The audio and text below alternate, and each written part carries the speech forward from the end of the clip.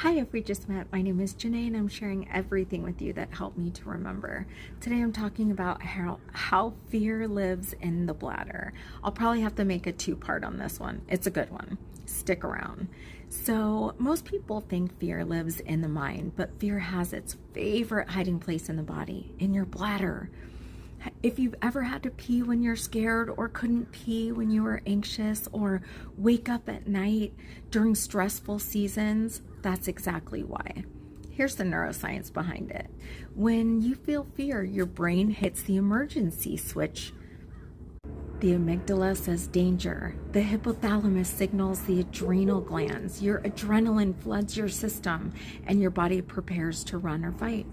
In that moment, your body shuts down anything non-essential, digestion, reproduction, and yes, bladder control.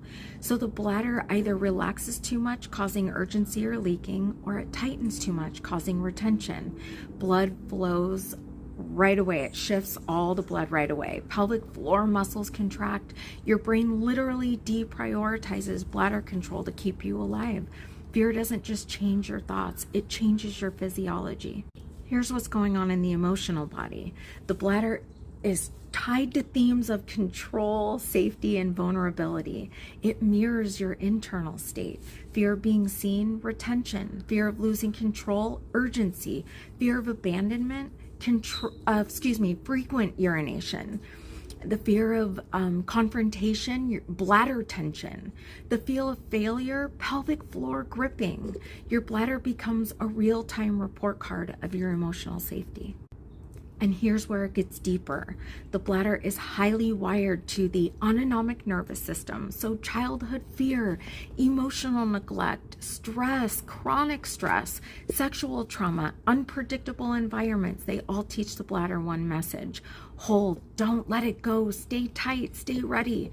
The bladder becomes a container for unprocessed fear, a pressure system, a release valve that never fully releases.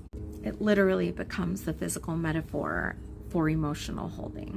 In traditional Chinese medicine, the bladder is the meridian of fear. It runs down the entire back, the place where we store old burdens, ancestral trauma, and hypervigilance. When fear is chronic, the bladder meridian becomes tight, drained, and reactive. This is why chronic fear shows up in the lower back, pelvic tension, fatigue, adrenal burnout. Fear literally travels down the spine and leads into the bladder. And spiritually, fear lives in the bladder. It's not a flaw, it's a signal. Part 2, guys.